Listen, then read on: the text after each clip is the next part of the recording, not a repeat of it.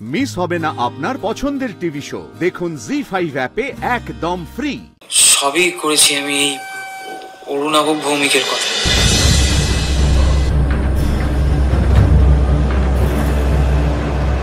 Madam আপনার গাড়ি একবার একটু টেস্ট ড্রাইভ দিয়ে দেখে নেবেন প্লিজ, সার্ভিসিং ঠিক হয়েছে কিনা। এই যে ম্যাম দেখে নিন একবার। হ্যাঁ আমি দেখি। প্রিয়া একটা কালো ক্যাপ নিয়ে আসবে প্লিজ। ক্যাব? হ্যাঁ একটু তাড়াতাড়ি নিয়ে আসো না। আচ্ছা ঠিক আছে। কি করতে চাইছো তুমি? 1 মিনিট অনিকেত। কি হচ্ছে আমি তো কিছুই বুঝতে পারছি না।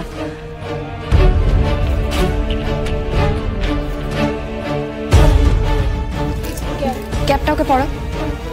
অনিকেত তোমার চশমাটা দেবে? হ্যাঁ চশমাটা দে, চশমাটা দে। ঠিক আছে এটা পরাও তো। মুখটা দেখা।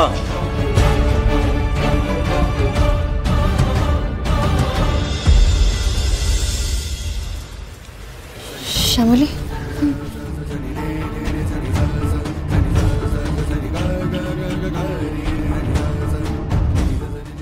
এই লোকটাই যে গাড়ি ডেলিভারি দিতে এসেছিল, এই লোকটাই সেই লোকটা।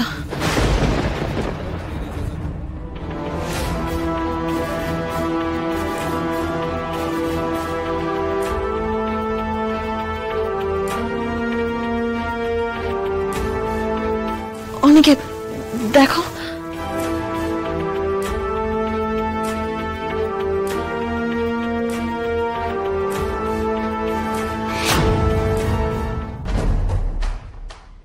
কি ব্যাপার বলো তো, এতক্ষণ হয়ে গেল এখনো কখন ফোন করে কিছুই বললো না।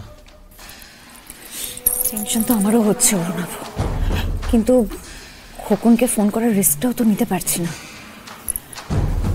আচ্ছা অরুণাভ, ওর বউ কি জানো নাম, শিউলি, তুমি ওকে একবার ফোন করে দেখো না, খোকন বাড়ি ফিরেছে কিনা বা ওকে কিছু জানিয়েছে কিনা, প্লিজ একবার ফোন করে দেখো না।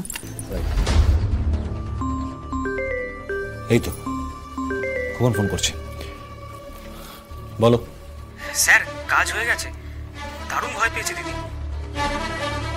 এবারে শেষ, ওর যা অবস্থা বুঝছি বাড়ির লোকের ওকে মানসিক হাসপাতালে ছেড়ে দিয়ে আসা ছাড়া আর কোনো উপায় থাকবে না। সাবাস, বলছি কেউ কিছু বুঝতে পারেনি তো? না না স্যার, কেউ কিছু বুঝতে পারেনি। আমি ঠিক সময় মতন কাজ সেরে ওখান থেকে কেটে পড়েছি। স্যার বলছিলাম কাজটা যখন ভালো ভালো হয়ে গেল, এবার বাকি টাকাটা দিয়ে দেবেন তো? বাবা দেবো দেবো, এমন কখনো হয়েছে? কাজ করে টাকা দিইনি, ঠিক সময় পেয়ে যাবে, এখন রাখো। হ্যাঁ স্যার। ছি ছি ছি, আবার বড় মুখ করে বলছে টাকা দিয়ে দেবো। ছি, আমার নাতিটার মানুষ নেই, পিশাচ হয়ে গেছে। আমিও দেখি এবার অরুকে শাস্তি পাওয়া থেকে কে আটকায়। ইয়েস ইয়েস তৃষা, আর কিছুক্ষণ পরেই শ্যামলীর পার্মানেন্ট ঠিকানা হবে ওই মানসিক হাসপাতাল। আমি তো শুধু খবরটা পাওয়ার অপেক্ষায় আছি, ওই বাড়ি থেকে নিশ্চয়ই ফোন আসবে, তাই না?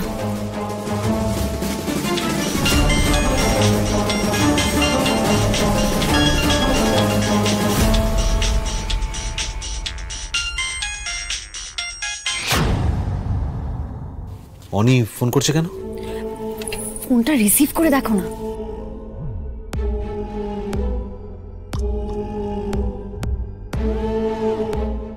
হ্যাঁ বল। অরু একবার চট করে বাড়ি আসবি প্লিজ। আমি কেন হঠাৎ করে তোর আমাকে কিসের দরকার পড়লো?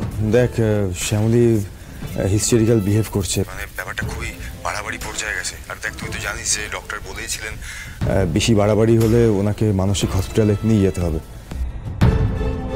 হ্যাঁ আমারও লাস্ট টাইম শ্যামলীকে দেখে খুব একটা ভালো লাগেনি। বাট এনিওয়ে তুই আমাকে কেন ফোন করছিস? মানে বাড়িতে আর কেউ নেই? দেখেছো কেমন খুঁটিয়ে খুঁটিয়ে জিজ্ঞেস করছে, মনে ভয় আছে তো? না দেখ তৃষা তো তোর সাথেই আছে, তুই তৃষাকে জিজ্ঞেস কর না, বাড়িতে কেউ নেই তো এখন। মা ঠাম্মি সবাই গেছে গুরুদেবের কাছে, বাবা গেছে মিটিংয়ে, আর এদিকে রো আর মন্দার একটু দূরে আছে, প্রিয়ার ক্লাস চলছে, ও বাড়িতে নেই।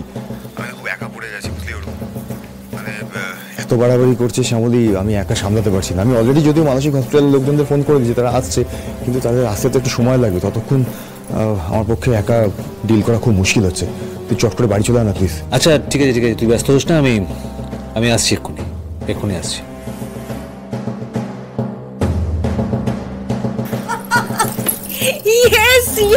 Yes, Urnabu. Finally, Shamli will be out of Jodabari and our lives. Yes. এই চলো যাই, গিয়ে দেখি ওখানে কি হচ্ছে।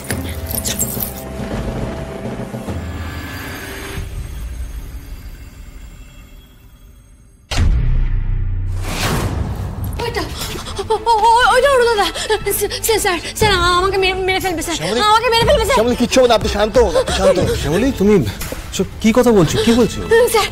স্যার ওই ছুরিটা দিয়ে আমাকে মেরে ফেলবে, আমাকে মারতে চায়। শ্যামলী আপনার কিচ্ছু হবে না, আমি আছি তো, কিচ্ছু হবে না আপনার। শান্ত অনিব, শ্যামলীর তো অবস্থা খুবই খারাপ দেখতে পাচ্ছি। শোন, আমার মনে হয় ওকে বাড়িতে রাখা ঠিক হবে না। তুই বললি হাসপাতালে ফোন করেছিলি, তো ওরা এলো না? কোথায় ওরা? এই তো আমরা এসে গেছি মিস্টার ভৌমিক।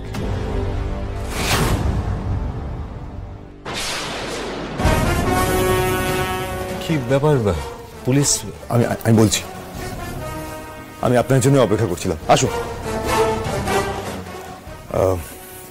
অরু, যা। হেই যাবো মানে? তুই কি বলছিস আমি তো কিছু বুঝতে পারছি না।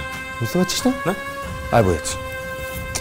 দেখ, মানসিক হসপিটালে আমরা তাদেরকেই পাঠাতে পারি যারা মানসিকভাবে অসুস্থ। যারা সব রকমভাবে সুস্থ তাদের জন্য তো মানসিক হসপিটাল নয়, তাই না? তাদের তো রাস্তা অন্য জায়গা। আর তুই তো মানসিকভাবে অসুস্থ নোস, তোর ক্রিমিনাল, আর ক্রিমিনালের জায়গা জেলে। তাই আপাতত জেলে যা। এসব কি বলছিস তুই? ওই শ্যামলীর সঙ্গে থেকে তোর মাথা গেছে নাকি? না রে অরু, শ্যামলী যেমন সম্পূর্ণ সুস্থ, তেমনি আমাদের অনিও সম্পূর্ণ সুস্থ রয়েছে। তোর চেষ্টা এবারেও সফল হলো না। মাই গড, খোকন ধরা পড়ে গেছে, আর এরা সবাই একসাথে। তার মানে ইট ওয়াজ আ ট্র্যাপ। সবাই আমার দিকে এইভাবে দেখছে কেন? এখনো তুই অভিনয় করে যাচ্ছিস? হ্যাঁ, লজ্জা করে না তোর? মানুষ একটা, তোর মুখ দেখাও না পাপ। তুই অনন্যাকে মারতে গিয়েছিলিস, অনন্যার বদলে গাড়িতে অনি উঠেছিল। অনির এরকম একটা ফেটাল অ্যাক্সিডেন্ট হয়ে গেল। অনির প্রাণ সংশয় হয়েছিল। রূপ, আমার ছেলেটার প্রাণ সংশয় হয়েছিল শুধুমাত্র তোর জন্য। তুমি কি বলছো বড় মামি? আমি কেন অনন্যাকে মারতে যাবো বলো তো? সেই উত্তরটা আপনি দেবেন অরু দাদা। মিথ্যাবাদী খুনি একটা। মন্দার, দে ফোনটা, দে ভিডিওটা অন করে দে।